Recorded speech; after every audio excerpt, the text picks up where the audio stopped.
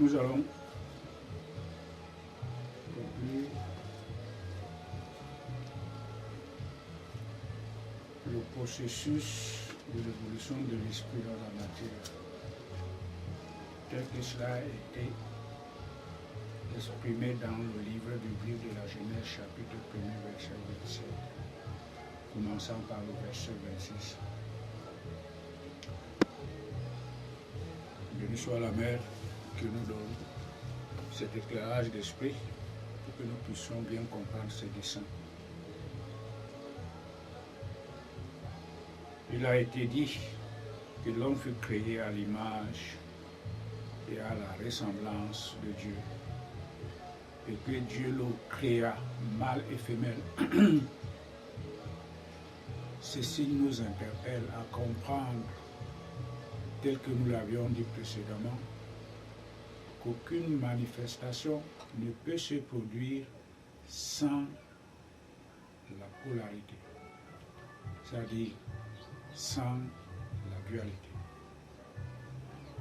Dès lors qu'une manifestation se présente, il y a en elle ce processus de la dualité qui nous est inhérent en tout un chacun, et cela va de chacun des espèces humaines dans ce monde de formes et de noms. On ne peut pas s'en échapper. Lorsqu'on dit Dieu créa, Dieu n'a pas des ateliers, il n'a pas eu un atelier pour créer Adam et Ève comme étant le premier signe de sa manifestation sur le plan matériel. Il devint Adam et Ève. Pourquoi? Parce que lui-même, en lui existait cette dualité ou polarité.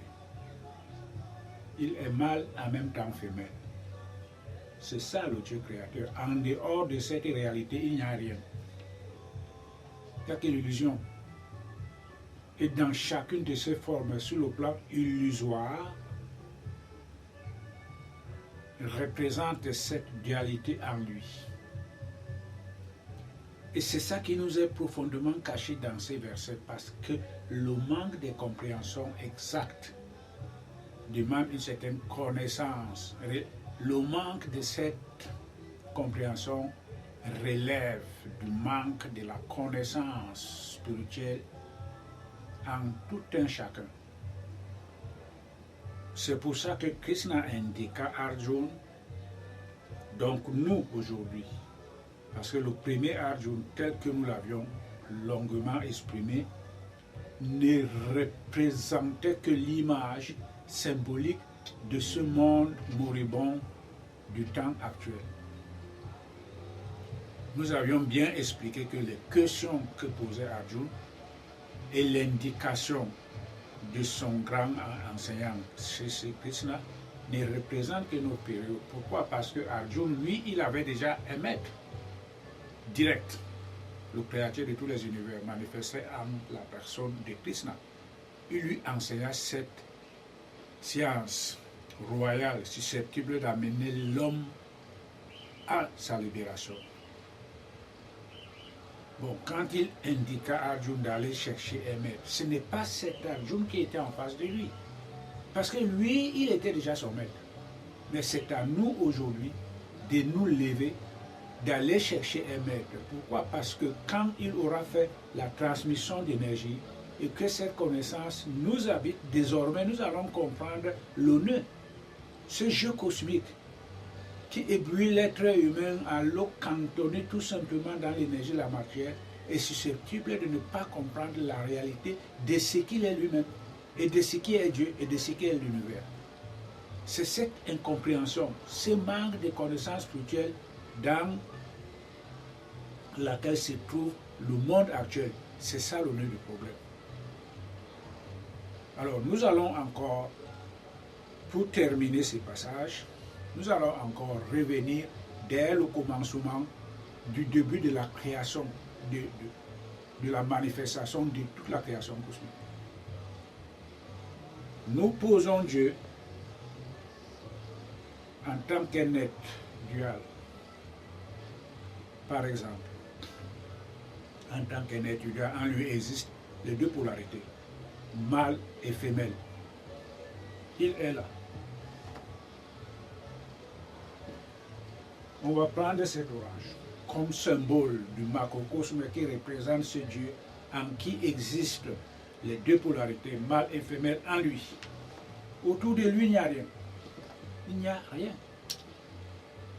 Cette période représente une période de la non-évolution cosmique. Il n'y a aucune manifestation, il est là. Les deux polarités en lui, on le représente là comme étant le macrocosme, immuable, inchangeable. Il est là. Maintenant, le temps de la production arrive, ou bien le temps de l'évolution arrive. Il s'est dit, faisons l'homme. Je dois me manifester. Il s'est dit, je dois créer. Je. Créons. Nous. Il fait allusion à sa femme. Processons à la création. En cette polarité féminine qui existe en lui, elle représente l'énergie multiple, l'énergie créatrice, alors que le macrocosme représente l'immobilité. Tout est intact, immobile, n'en bouge pas. Il faut qu'il y ait une autre énergie qu'on appelle l'énergie créatrice ou l'énergie multiple. Cette énergie sort du macrocosme qu'on appelle énergie immuable et elle devient microcosme ou énergie multiple, créatrice. Quand elle crée, elle s'inclut dans l'acte créé ou bien dans la personne créée. Pourquoi? Parce qu'elle est duale, elle représente une partie de la polarité et cette partie est constamment en liaison avec une autre partie qu'on appelle la partie de la partie masculine. Donc les deux polarités sont toujours présentes dans chaque manifestation ou dans chaque création. Quand elle sort d'ici, elle devient l'énergie multiple, ou autrement dit, le Dieu créateur qui est infini devient moi, vous et tout le monde. Et en devenant moi et vous et tout le monde, existe dans tout un chacun de nous cette polarité. C'est pour ça que quand nous restons seuls, on ressent le chaud et le froid. Il y a le jour et la nuit. Il y a la naissance et la mort. Cela existe et c'est inhérent en tout un chacun de nous. Il y a le grand et le petit. Il y a la femme et l'homme. Il y a la pauvreté et la richesse. Cette diversité dans la multiplicité de la conscience relève du processus de la dualité qui est tout un chacun. Voilà alors les résultats de ce que je deviens. Maintenant, on revient sur le principe de l'homme. Le premier homme qu'on appela Adam. Adam fut créé par la poussière de la terre. Ça veut dire que cette polarité qu'on appelle terre existe les deux éléments de la même polarité. Il existe le mâle et la femelle dans laquelle sortit Adam. Adam veut dire ce qui sort de la terre. C'est qui? Ce que la terre produit. Et sa substance féminine, comment on l'appelle? On l'appelle Adama, ou la terre. C'est pour ça alors que dans le livre biblique de la Genèse, on nous fait comprendre que Dieu créa les cieux et la terre au premier jour. C'est-à-dire, je devins ciel. Existait dans ces ciels la même polarité, la femme et l'homme. Il devient terre en la créant. Tout ce que Dieu créa comme nous venons de le dire, existait toujours la même polarité. Si la polarité ne se manifestait pas dans sa création, alors la création n'existait pas. Si Dieu créa les cieux et la terre, les cieux d'abord, il y a la polarité là-bas. Et s'il crée la terre, il y a dans cette même terre la polarité. Donc on retrouve toujours la terre en tant que substance féminine, ou l'aspect, un autre aspect de la polarité, on retrouve encore le mâle. Comment on peut l'appeler? Adam ou Ève représente la polarité féminine, alors qu'Adam représente la polarité masculine. C'est ça ici. Voilà comment Adam fut créé, avec la plénitude sur le plan divin de sa divinité. Et il dormait, les deux polarités étant une dans le corps d'Adam. Il dormait. Ce temps-là fut représenté comme étant une période de l'inévolution de l'espèce humaine ou de la non-production. Maintenant, vint le temps où Adam devait se reproduire. Que fit Dieu? Comme lui, sur le plan du haut, quand il s'est mis à créer, il dit à sa femme, procédons à la création. C'est sa femme qui représente l'énergie actrice qui amène tous les univers à la création. Mais comme les deux sont, on parlait toujours de l'absolu immuable. Sur le plan matériel, Adam, qui fut créé à son image et à sa ressemblance, ne pourra pas avoir cette magie créatrice susceptible de se projeter au-delà de lui pour créer la partie féminine ou énergie créatrice et commencer à faire... Non, il ne pouvait pas. Quel fut Dieu? Dieu le plongea dans un profond sommeil. Il sortit de lui la femme. C'est une image seulement. C'est un jeu cosmique puisque nous sommes des enfants sur le plan spirituel. On ne peut pas comprendre cela. Adam fut créé et fut plongé dans un état de sommeil. Il fut dans un état de sommeil. Et quand on est dans un état de sommeil où on dort, on ne produit rien. Maintenant, le temps de son réveil doit sonner pour qu'il commence la production.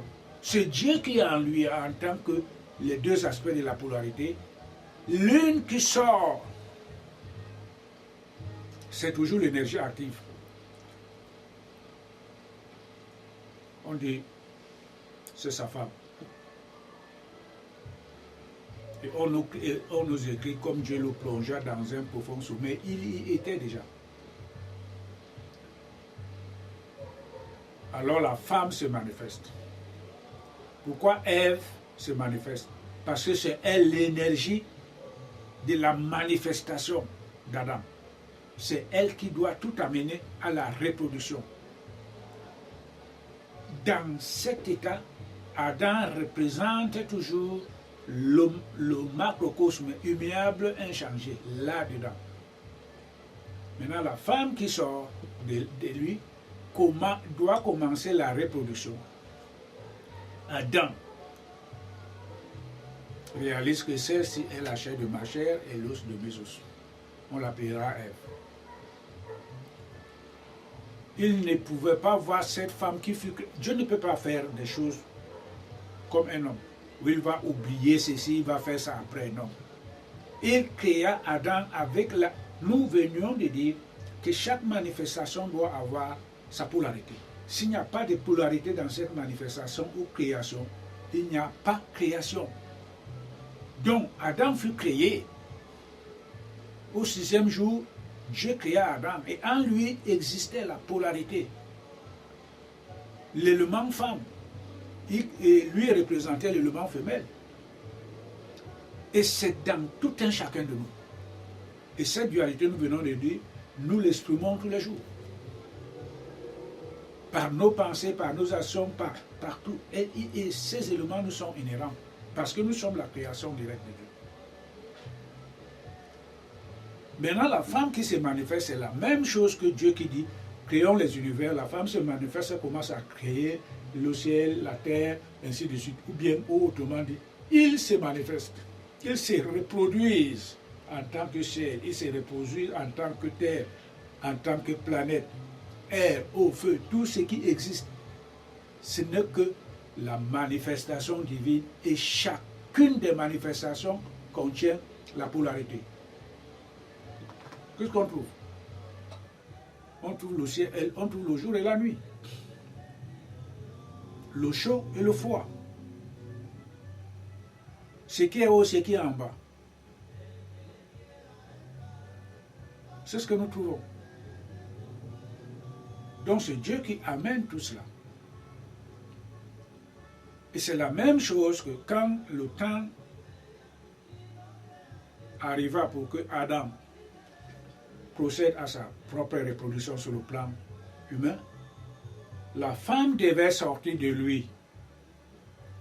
On nous le fait seulement comprendre comment la femme pouvait sortir d'Adam. On nous dit Dieu, c'est une image qui est à la limite portée à la connaissance d'un être humain ordinaire. L'os n'est pas à l'extérieur du corps, l'os est à l'intérieur du corps. On sortit l'os d'Adam. Pourquoi? L'os est la charpente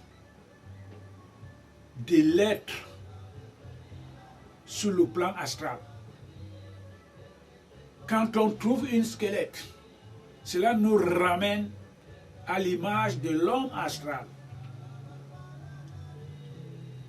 Et c'est ça réellement le vrai corps de tout un chacun. Parce que c'est dans ce corps astral que réside la divinité. La première mort, c'est cette mort physique. Parce qu'on aura transcendé les lois de la terre.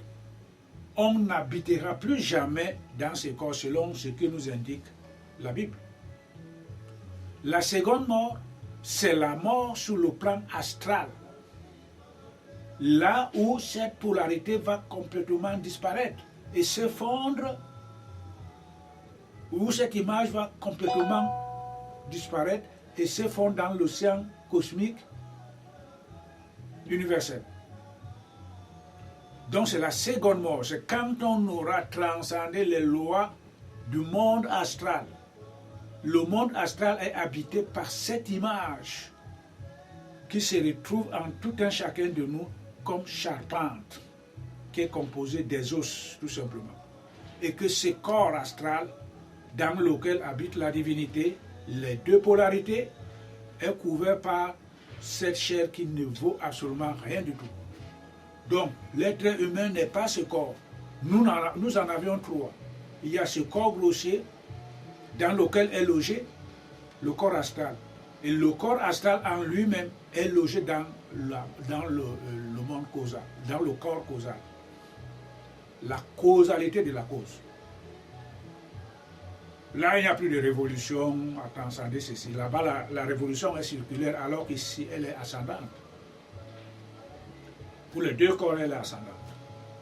Voilà à peu près ce que ça représente. Donc, Adam fut créé dans cette substance éternelle, là. La polarité qui existait là était en Adam, dans le corps physique que nous voyons. Nous allons donc voir maintenant ce que ça représente, ce corps. Comment est régi ce corps physique et les lois qui la gouvernent. Ces lois-là n'existaient pas pour le corps astral qui fut créé à l'image de Dieu, à la ressemblance de Dieu. Adam avait donc en lui, il était un dans son profond sommet ou dans l'état qui représente l'ignorance de l'homme actuel. Dieu nous fait donc comprendre On revient là encore dessus pour continuer, sur l'aspect de l'être humain ordinaire qui est complètement dénué de toute connaissance spirituelle. On dit donc que Dieu sortit de l'os, il tira la femme de l'os. Ça veut dire que la femme sortit de la charpente du corps astral qui, elle, est réellement dans le corps humain. Donc le corps astral est logé dans le corps physique. C'est pour ça qu'on nous fait comprendre que comme gratta l'os que la femme sortit. C'est-à-dire que la femme est la représentative du corps astral de l'homme réel dans lequel loge la divinité. Les deux polarités. Et non dans ce corps physique. Même un magicien qui va essayer les grands sorciers, quand ils veulent attraper l'homme, dans ses incantations, dans sa magie de la sorcellerie, il ne vise pas le corps physique. Parce que rien n'est dans le corps physique. Tout est dans le corps astral. C'est là où il va viser. Et quand il vient avec trop de précautions parce qu'il ne veut pas s'aventurer comme un cheval. Parce que tout dépend de l'énergie cosmique qui réside dans ces corps astrales. Il peut se brûler aussi définitivement. C'est pour ça qu'il vient avec précaution. Quand il voit qu'il n'y a rien là-dedans, alors il fait ce qu'il doit faire. Et les répercussions vont alors se retrouver sur le corps physique. C'est ce que nous devons comprendre. Donc, Ève ne sortit pas de l'os. Ève était la représentation de cet os, de l'ensemble de ces os qui formaient la charpente du corps physique. Ça veut dire que ces os, la charpente du corps physique est représentée par le corps astral. Le corps physique le couvre seulement. Comme l'homme est couvert pendant la période d'hiver par le manteau, la veste, la chemise et le sous-vêtement. Voilà les trois. On va encore dire que le monde causal représente la causalité, la source spéculative, la source de tout ce qui existe. C'est pour ça que la mère divine dit que pour atteindre là-bas, c'est difficile. C'est pour ça que même ce Dieu, on ne la voit même pas. Quand un avatar incarne ici, le Dieu ne le sait même pas. À combien plus forte raison un être humain? Ils ne savent même pas. Pourquoi? Parce qu'ils proviennent de la causalité de la cause. Ils ne savent même pas. On dit encore, les dieux qui sont là au-dessus. Il y en a un nombre incalculable, des innombrables. Ils ne savent pas qu'aujourd'hui, Jésus va incarner, il va naître ici. Ils ne savent pas. Ils vont l'apprendre comme les humains aussi. Pourquoi? Parce qu'il provient de la causalité de la cause. Il est la manifestation tangible de la divinité en tout un chacun et au-delà. Il ne peut pas le savoir.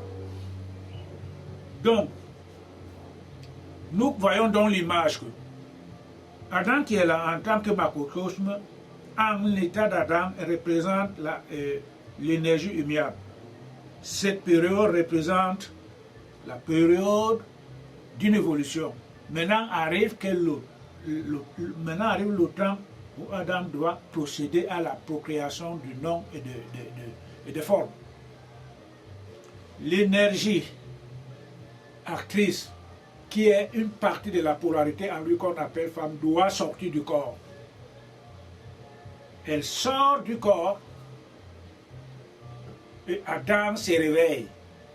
Ça voudrait dire que cette énergie divine qui habite en tout un chacun, aussi longtemps qu'elle ne serait pas sortie du corps, on restera seulement sur le plan de l'ego. C'est ce que représentait Adam. C'est pour ça que cette femme, ayant sorti de l'ego d'Adam, ayant sorti du corps d'Adam, ce qui restait en Adam, c'était seulement l'ego, le petit moi, à travers lequel la divinité agit à travers moi pour ce que je dois faire au quotidien. C'est ça que désormais représentait Adam. Voilà. Maintenant, il fallait donc que la mère qui représente l'énergie actrice en tant qu'il va Où commença-t-elle? Par aider Adam. Quand, comme on l'indique dans la Bible, elle commença par lui donner le fruit. Il dit mange. Adam mangea, elle mangea d'abord. Il donna à Adam. Adam mangea. Maintenant, Adam a la possibilité d'acquérir la connaissance libératrice. C'est ça que nous devons comprendre. Cette connaissance libératrice lui révélera toutes choses. Comment il est Dieu, il est potentiellement divin, il peut acquérir la vie éternelle. C'est pour ça que Dieu envoya l'ange de protéger le fruit et l'arbre de vie. Puisqu'il a déjà la connaissance, maintenant il va procéder là-bas.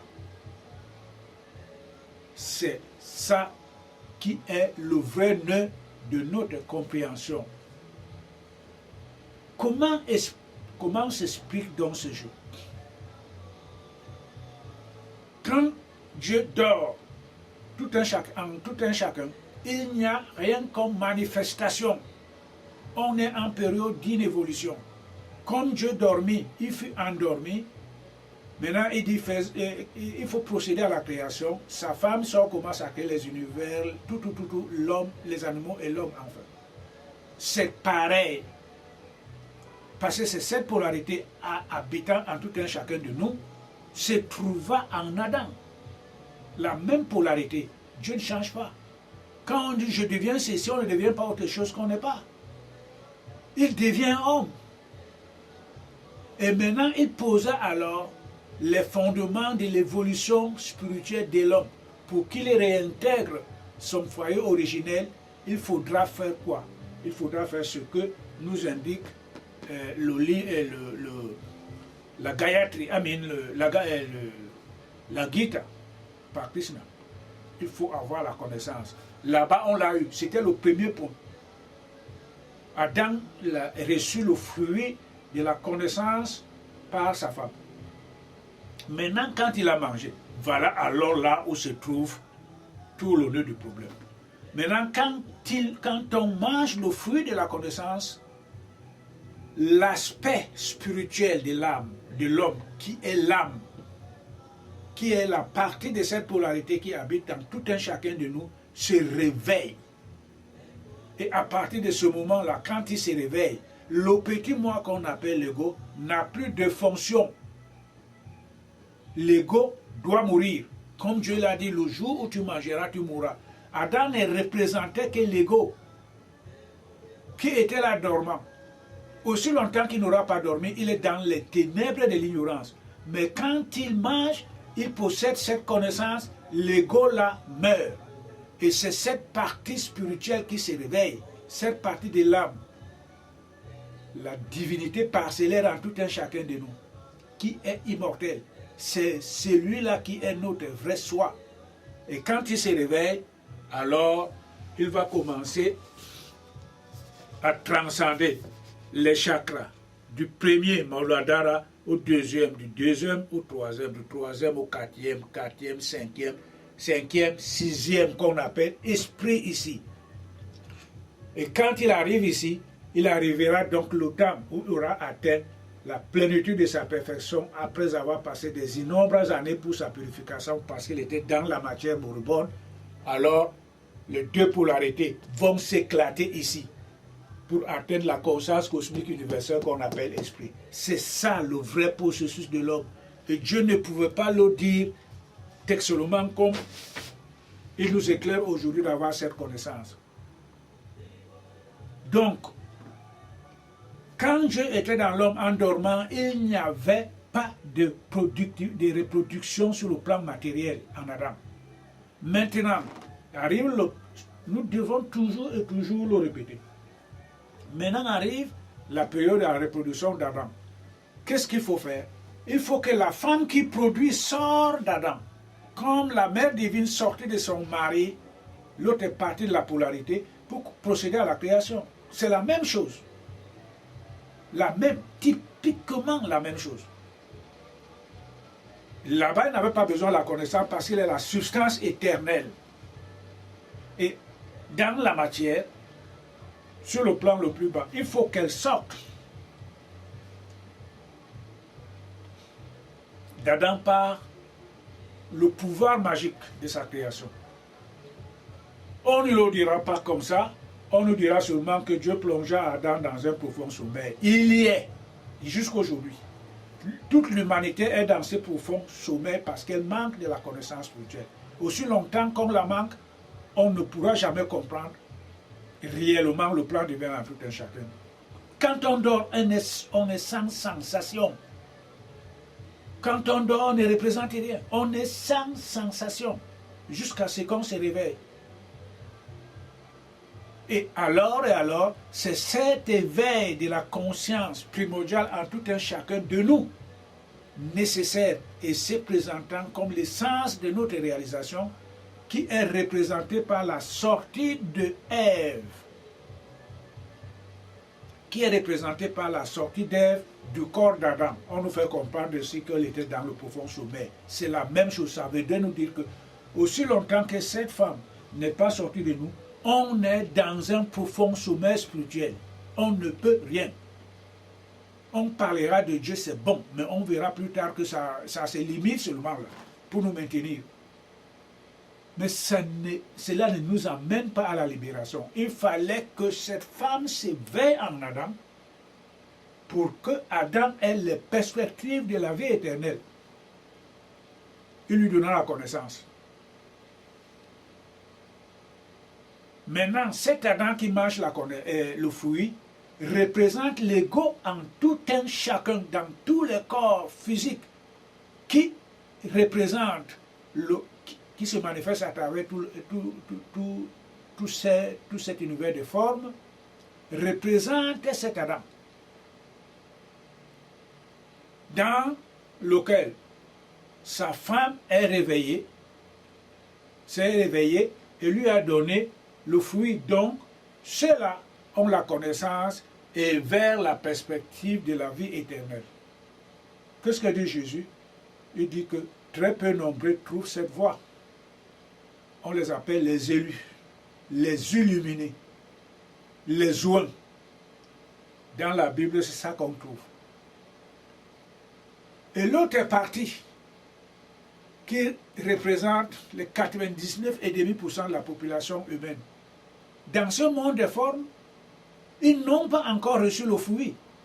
Ça veut dire que l'Ève, en moi et en tout un chacun, cette Ève qui n'est autre chose que la mère divine créatrice, dort encore. On n'a pas encore reçu la possibilité d'avoir son éveil. C'est à ceux-là qui représentent Adam au premier temps, qui avait reçu la loi. Qu'est-ce que tu as fait? La femme que tu m'as donnée m'a donné le fruit pour manger. Ah bon, tu as mangé, oui. Bon, ok. Comme tu as mangé, les choses vont être comme ceci. Tu laboureras et tu tireras tout ton bénéfice par la sueur de ton front. C'est l'ego. Le petit moi qui reste dans ces corps matériels sans illumination, sans connaissance spirituelle. Parce que celui qui a la connaissance spirituelle, il est affranchi de la loi. Il est connecté avec la conscience infinie. Tout ce qui existe dans le monde matériel ne l'intéresse plus. Lui s'en va vers la réalisation. Et ceux qui n'ont pas mangé sont soumis à cette loi. Tu tireras le sueur par la fruit de ton front. Et quant à la femme, qui représente toujours, parce que les deux doivent être toujours ensemble. L'autre partie de la polarité qu'on appelle mal, qui représente Adam, a eu sa sentence. Et quant à la femme, qu'est-ce qu'on a dit? On lui a dit que bon, toi aussi, qu'est-ce que toi tu as fait? Elle a dit que le serpent que tu as mis dans le jardin m'a demandé de manger. C'est un jeu cosmique. On lui dit alors toi, tu enfanteras par la douleur. L'autre partie qu'on appelle Ève, dans sa substance éternelle que les scientifiques appellent générique, l'essence sur le plan spirituel est au-delà du sexe. Il n'a pas un cesse pour enfanter. Il est au-delà de la souffrance. Mais ce qui reste comme image dans cette femme d'Adam qui habite maintenant, qui reste dans l'obscurité, doit accoucher avec la douleur. Donc on a donc deux aspects dans lesquels on retrouve les deux polarités. Il y a la substance éternelle qu'on appelle l'essence, et au-delà des souffrances et des sexes. C'est cette dualité qui habite en tout un chacun de nous.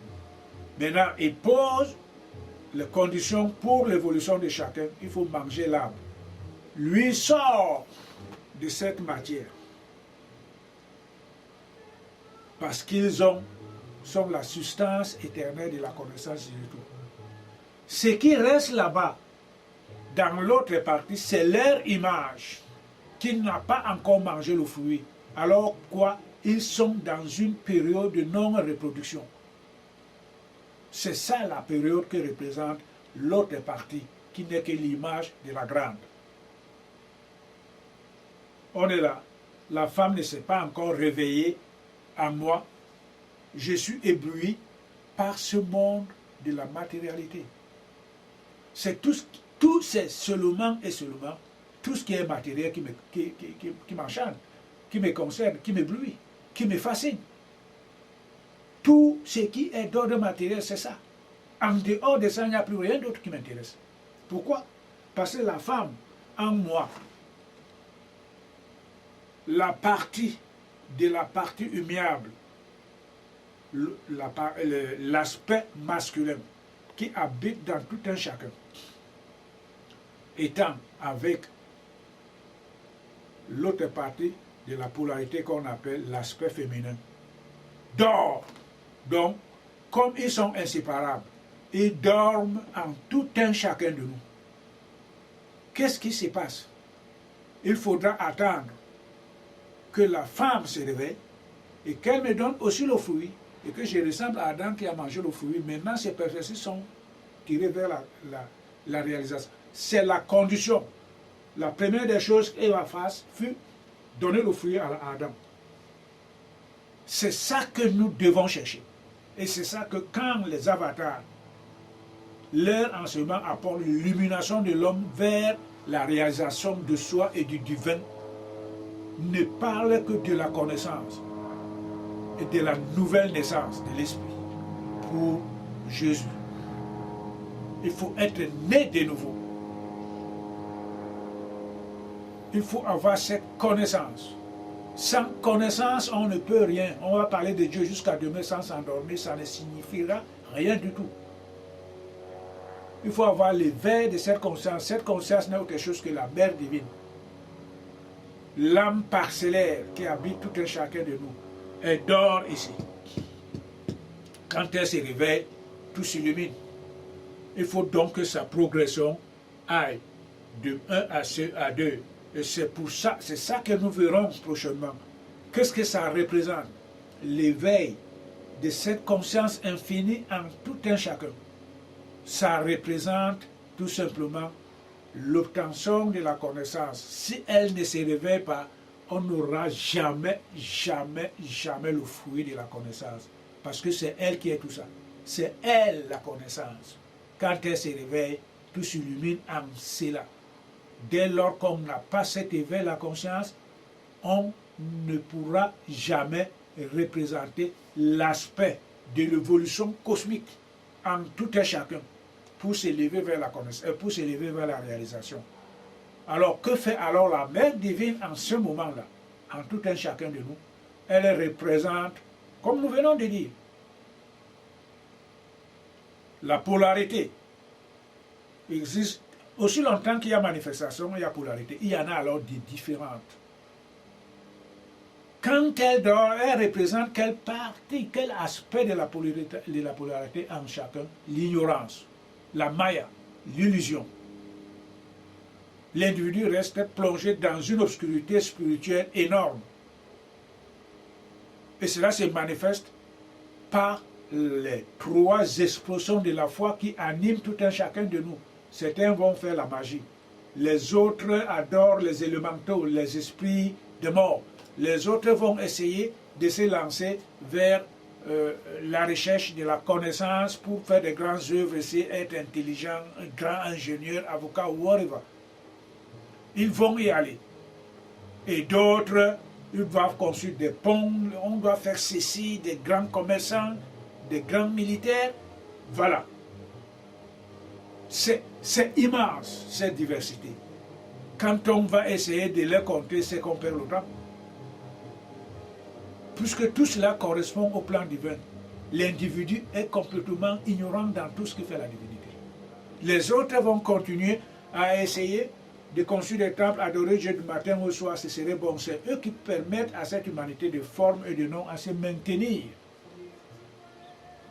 Pour attendre la grâce de la mère, et voir donc maintenant l'éveil de la conscience, que la mère, ayant reçu par exemple les sacrifices, d'autres qui se plongent dans les études secrètes, ainsi de suite. C'est pour ça que le grand Seigneur Krishna, Jésus-Christ, Bouddha, ils incarnent dans ce monde pour nous donner la clé de la vraie connaissance et où aller la chercher. Donc quand elle dort, elle se manifeste par le petit moi qui n'est qu'une limite, qui voit ses limites en toutes choses. Ébloui par la matérialité, l'individu ne connaît rien du tout de Dieu. Rien du tout. C'est ça l'aspect de l'inaction dans le corps de cette polarité. Les deux, en tant que polarité, les deux aspects, masculin et féminin, dorment en tout un chacun. Et dans le corps, elle est constamment représentée par l'énergie parcellaire de l'action, de la créativité. Et aussi longtemps que cette énergie dort, elle est représentée et elle s'actionne en tout un chacun de nous par l'ego, par l'énergie de l'ego, la conscience de la diversité. On est bien loin de la connaissance spirituelle libératrice parce que c'est elle qui se manifeste à travers cette connaissance. Aussi longtemps qu'elle dort, il n'y a pas de sensation. On venait de le dire. C'est quand on est éveillé qu'on peut avoir une sensation, même sur le plan ordinaire. Quand on dort, il n'y a rien. C'est ce que nous devons comprendre. Dans ce jeu très très subtil, tel que cela a été écrit dans la Genèse, l'homme est impossible de parvenir à la connaissance réelle s'il n'a pas la grâce de bien décortiquer ce message qui a été écrit. Donc, il n'y a donc pas de contradiction vis-à-vis de la divinité. Il a donné la loi à Adam. Le jour où tu mangeras, tu mourras. Adam avait mangé, lui, il se retire de cet Adam qui représente l'ego habitant ce corps. Alors, il fonctionne désormais dans ce corps d'Adam sous la forme de l'ego. Les deux principes y étant, la condition, c'est qu'il faut qu'il y ait l'éveil pour avoir la connaissance. Comme Ève la donna à Adam. Aussi longtemps que la divinité continue à dormir en tout un chacun, il n'y aura jamais la connaissance. Donc tout ce que l'individu produira serait fonction de la maya, de l'ego. Nous avions donc dit que la ressemblance, elle est parfaite. Pourquoi? Parce que ce n'est pas l'émanation de l'homme. C'est la divinité incarnée en nous qui agit en tout. Quand l'esprit incarne, cet esprit qui incarne avec les deux polarités dans l'homme. L'esprit incarne à partir du 7e. Il incarne ici. Il descend, il demande, qui suis-je? Je suis toi, tu es moi, nous sommes la même chose. C'est la même chose, c'est le même esprit. Il descend ici à la gorge. Ce chakra on appelle l'éther. le substratum de toute forme matérielle. Tous les corps matériels proviennent d'ici, de l'éther. Par exemple, quand on prend un morceau de glace, on le met à côté d'une source de chaleur, elle va fondre. Et en se fondant, qui prend le reste? Qui le transforme? C'est l'éther. On ne voit pas l'eau par terre. Elle va où? L'éther réabsorbe tout cela. Et quand on prend, il y a toujours, on peut avoir des multiples exemples. Et quand l'esprit arrive ici, pose encore la question, qui suis-je? Ah, je suis toi, tu es moi, nous sommes la même chose. Et quand elle descend ici, c'est à partir d'ici qu'on trouve que l'énergie ne répond plus. Qui suis-je? Il est confondu dans la matière. Au troisième, il est confondu dans la matière. Au deuxième, il est confondu dans la matière. Et au dernier, il est confondu dans la matière. C'est pour ça qu'on dit que l'énergie cosmique atteint le plus bas de son niveau d'évolution au premier chakra, qu'on appelle terre. Et chaque chakra est différent l'un de l'autre. C'est ça que nous verrons prochainement. C'est ça que les chrétiens appellent les églises. Et cette révélation fut donnée à Jean par la grâce du Seigneur Jésus. Comment l'homme doit refonctionner pour réintégrer encore son foyer originel, qui est le 7e ciel. Le chiffre 7 est un symbole de la perfection spirituelle, tout simplement. Il n'y a pas les escaliers qui nous amènent là-bas, ni les avions pour atteindre le 7e ciel. C'est un niveau de conscience qui est symbolisé par la perfection. Le chiffre 7 ne représente que le symbole de la perfection divine. Quand on atteint là, on n'a plus rien à faire dans ce monde matériel. Le monde matériel est représenté par l'état humain, dans son état ordurier et d'ignorance spirituelle.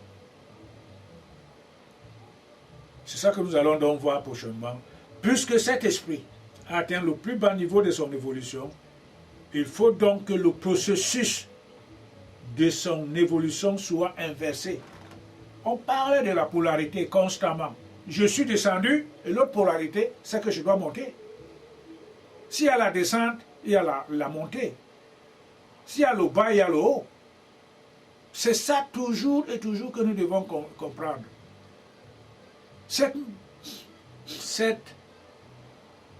polarité se manifeste dans tout ce qui se crée. Et en nous, maintenant, existe cette polarité. Le divin créateur vit toujours et toujours avec son aspect féminin, qu'on appelle l'énergie créatrice. Cette énergie créatrice habite en tout un chacun de nous sous forme de l'âme parcellaire du macrocosme. Alors, aussi longtemps qu'elle dort, pourquoi? Parce qu'elle a atteint le plus bas niveau de son évolution sur le plan matériel. Il faut qu'elle se relève. Amorcer alors l'aspect de l'autre aspect de cette polarité.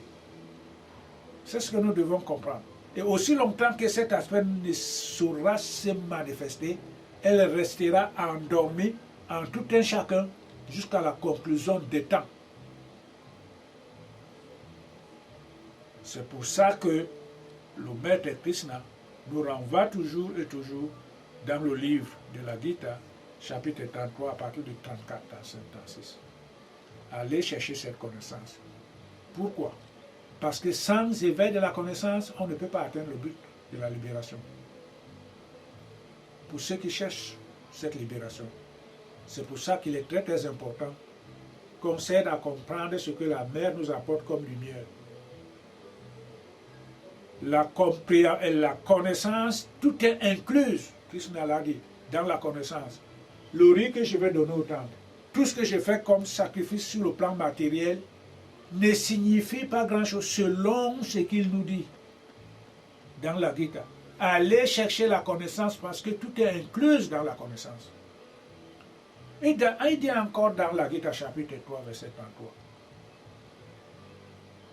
Il dit, toute action commises sur le plan matériel, toutes les actions que nous commettons proviennent ou sont contenues par la colère. Ça gêne la colère, ça engendre la colère. L'aversion. Parce que ça provient de la matière. Toute action engagée par les sens, pour bien parler, toute action qui est produite par les sens, contient l'aversion et l'ignorance. Comment peut-on s'en sortir si on n'a pas la connaissance? Il faut qu'on essaie de produire quelque chose de très bon, les sacrifices que nous donnons. Tout ce que nous faisons au quotidien doit être vu comme étant les sacrifices que nous donnons à la Mère divine. Comment peut-on alors donner les sacrifices qui sont complètement engulgués dans l'ignorance, dans la Maya? C'est pour ça que Krishna nous indique d'aller chercher la connaissance. Ce fut le premier acte que Ève symboliquement donna à Adam. Nous avions dit que cette ressemblance étant parfaite, la mère qui dort avec son mari, tous les deux, contenus dans ce macrocosme, il faut qu'elle se sépare de son mari pour commencer à mener toute la création. De même, Ève, sortie d'Adam, on a dit qu'on sortit, on plongea Adam dans un profond sommeil pour sortir Ève en créant en créant la femme de l'os d'Adam. Ça veut dire que nous venons de dire que l'os ne représente que la charmante cosmique de notre aspect sur le plan astral. C'est là où réside tout. Le corps physique ne représente rien, ce n'est qu'une enveloppe charnelle de nourriture. Et c'est ça qui représente la seconde mort, la première mort quand on transcende l'état matériel. La seconde quand on transcende l'état astral. C'est ce que Jésus nous l'a dit. Donc l'os dont on parle dans la Bible ne représente que la charpente cosmique dans laquelle réside réellement l'âme divine en tout un chacun. Les deux polarités, les deux aspects de la polarité. Les deux aspects de la polarité résident en tout un chacun de nous. C'est ça que veut dire Dieu dans sa manifestation. Il ne va jamais seul. Dans tout ce qui se manifeste, il doit y avoir cette polarité. Nous allons la répéter plusieurs fois. Donc, cette image est pareille. Adam maintenant,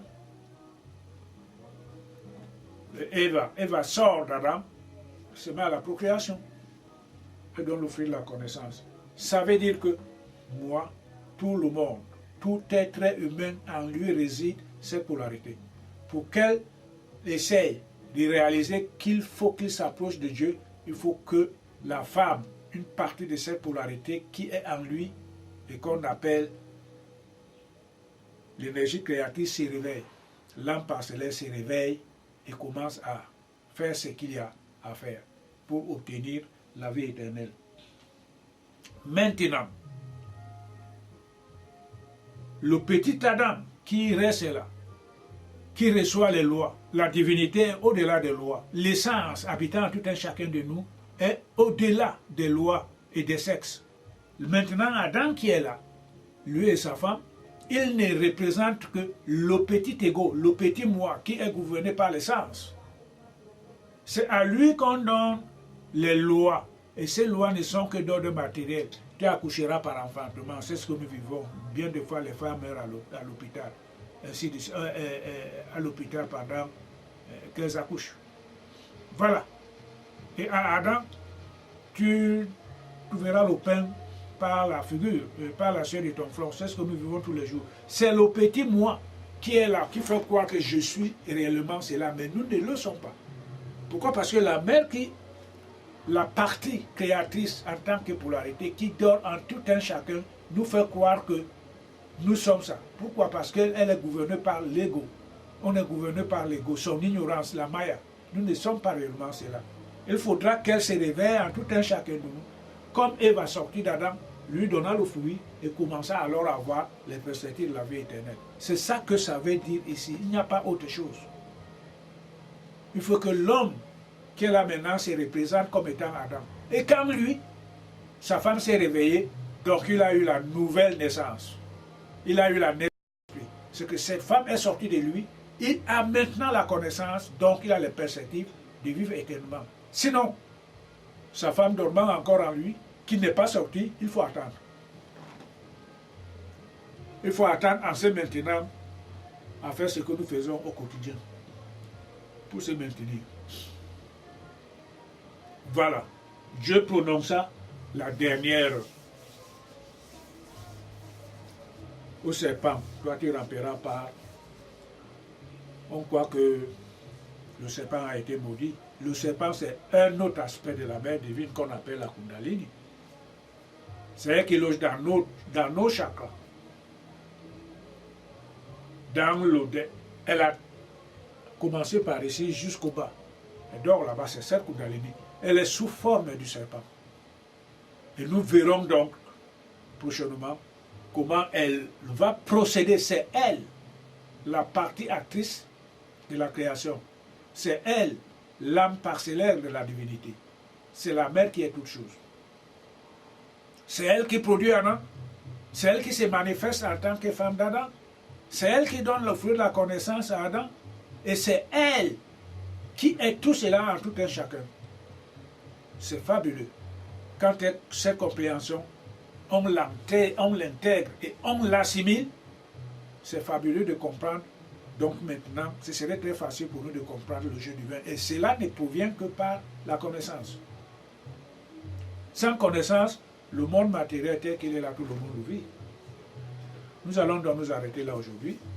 Et nous remercions la mère pour nous avoir donné cette immense compréhension qui provoquera aussi notre immense joie pour continuellement se mettre à côté d'elle et chercher la connaissance afin que nous puissions l'appliquer pour notre évolution spirituelle jusqu'à la complète réalisation de soi et du divin. Qu'elle nous bénisse constamment.